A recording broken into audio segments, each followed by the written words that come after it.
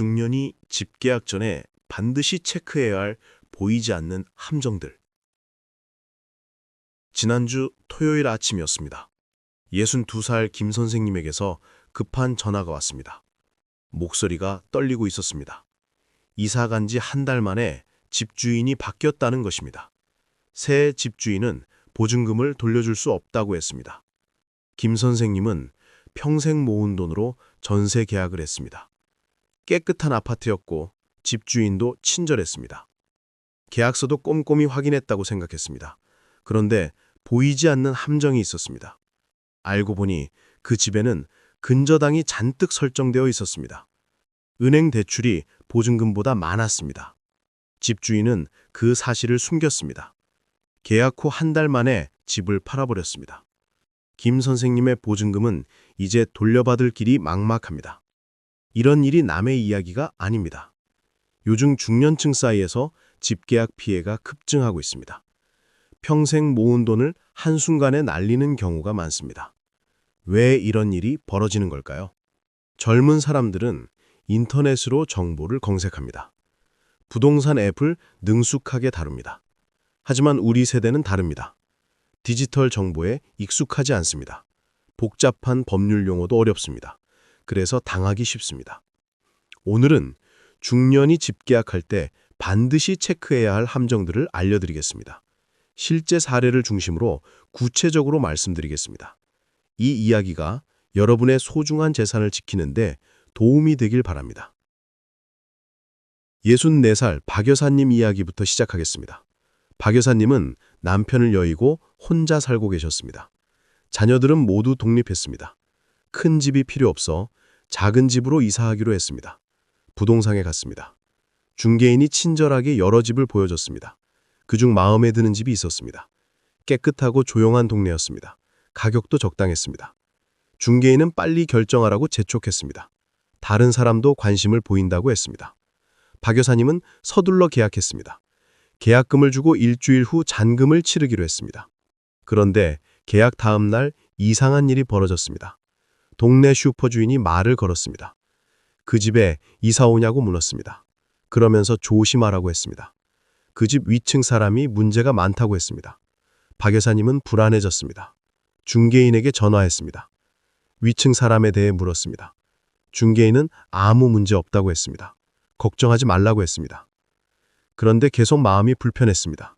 직접 확인해 보기로 했습니다. 저녁 시간에 그 집 앞에 가봤습니다. 위층에서 엄청난 소음이 들렸습니다. 고함 소리와 물건 던지는 소리가 났습니다. 다음 날 중개인을 찾아갔습니다. 계약을 취소하고 싶다고 했습니다. 중개인은 얼굴이 굳었습니다. 계약금은 돌려줄 수 없다고 했습니다. 계약서에 명시되어 있다고 했습니다. 박 여사님은 억울했지만 어쩔 수 없었습니다. 계약금을 포기하고 계약을 취소했습니다. 200만 원이 날아갔습니다. 평생 모은 돈인데 억울했습니다. 이 일에서 배울 교훈이 있습니다.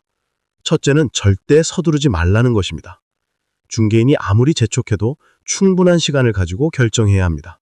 최소한 며칠은 고민해야 합니다. 둘째는 낮과 밤 모두 확인해야 한다는 것입니다. 낮에만 집을 보면 안 됩니다. 저녁 시간에도 가서 주변을 살펴봐야 합니다. 소음 문제는 저녁에 더 심합니다. 셋째는 이웃들에게 물어봐야 한다는 것입니다. 동네 슈퍼나 편의점 주인에게 물어보십시오. 그 동네에 오래 산 사람들이 제일 잘합니다. 중개인보다 훨씬 솔직합니다. 하지만 박 여사님의 경우는 그나마 다행이었습니다. 계약금만 날렸을 뿐입니다. 지금부터 들려드릴 이야기는 훨씬 심각합니다. 수천만 원에서 억 단위 돈을 잃은 경우들입니다. 59살 최 부장님 이야기입니다. 최 부장님은 퇴직을 앞두고 있었습니다. 퇴직금으로 전셋집을 구하기로 했습니다. 여러 집을 알아봤습니다. 한 아파트가 마음에 들었습니다. 새 아파트는 아니었지만 관리가 잘 되어 있었습니다. 집주인도 좋은 사람 같았습니다. 사업하는 분이라고 했습니다. 계약 전에 등기부등본을 확인했습니다. 근저당이 없었습니다. 깨끗했습니다. 안심하고 계약했습니다. 전세금은 2억 5천만 원이었습니다. 퇴직금 전부였습니다. 이사를 하고 평온하게 지냈습니다. 1년 반쯤 지났을 때였습니다. 법원에서 통지서가 왔습니다. 그 아파트가 경매에 넘어갔다는 내용이었습니다. 최 부장님은 깜짝 놀랐습니다. 집주인에게 전화했습니다. 연락이 되지 않았습니다. 부동산에 갔습니다. 중개인도 연락이 안 된다고 했습니다. 알고 보니 집주인은 사채를 썼습니다. 갚지 못해 도망갔습니다. 사채업자가 그 집을 경매에 넘긴 것입니다.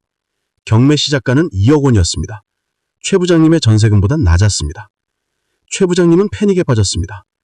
변호사를 찾아갔습니다. 변호사는 어렵다고 했습니다. 전세금을 온전히 돌려받기 힘들 것 같다고 했습니다. 경매가 진행됐습니다. 낙찰가는 2억 3천만 원이었습니다. 최 부장님은 2천만 원을 돌려받지 못했습니다.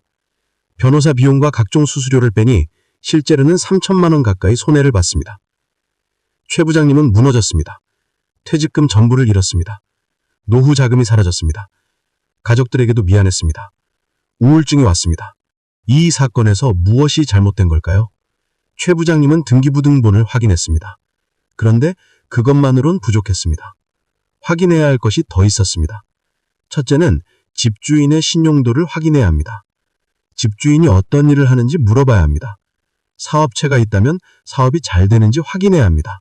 빚이 많은 사람인지 알아봐야 합니다. 둘째는 시세를 정확히 파악해야 합니다. 전세금이 시세보다 높으면 위험합니다. 집값의 70%를 넘지 않아야 합니다.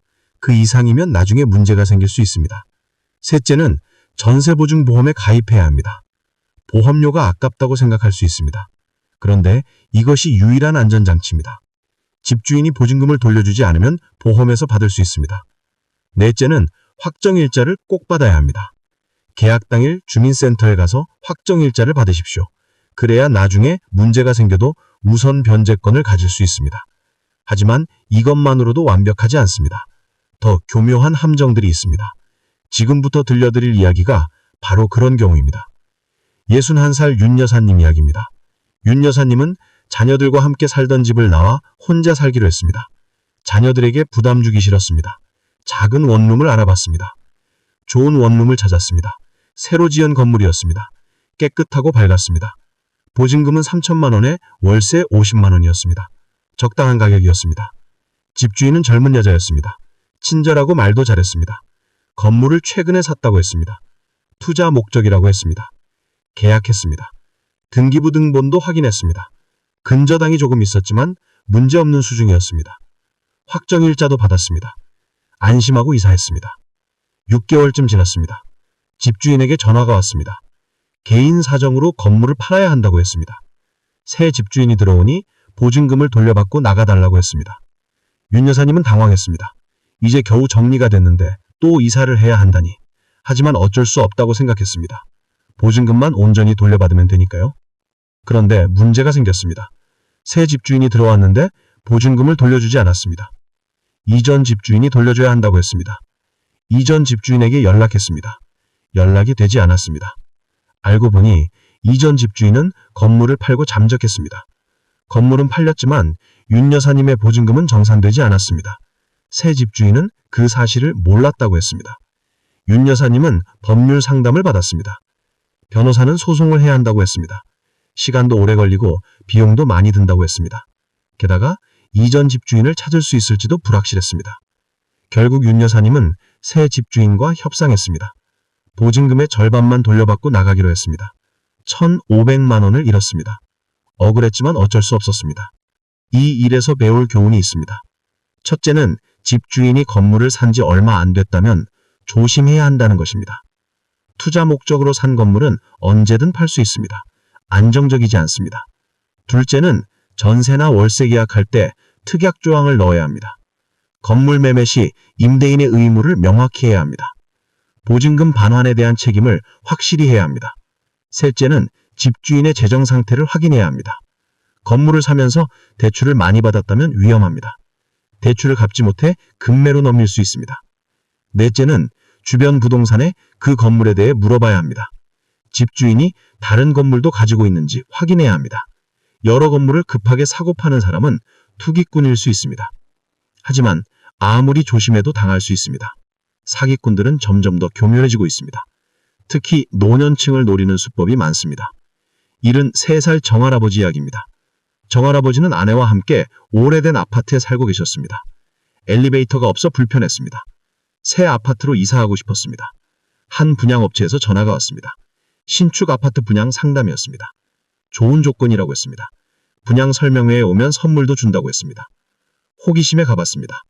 설명회장은 노인들로 가득했습니다. 직원들은 친절했습니다. 차도 주고 식사도 대접했습니다. 아파트 모형을 보여주며 설명했습니다. 입지가 좋다고 했습니다. 조만간 지하철역이 생긴다고 했습니다. 분양가도 저렴하다고 했습니다. 지금 계약하면 특별 할인도 해준다고 했습니다. 정할아버지는 솔깃했습니다. 아내와 상의했습니다. 아내도 좋다고 했습니다. 자녀들에게는 말하지 않았습니다. 반대할 것 같았습니다. 계약했습니다. 계약금 2천만 원을 냈습니다. 중도금과 잔금은 나중에 내기로 했습니다. 입주는 2년 후라고 했습니다. 1년쯤 지났습니다. 공사 현장을 보러 갔습니다.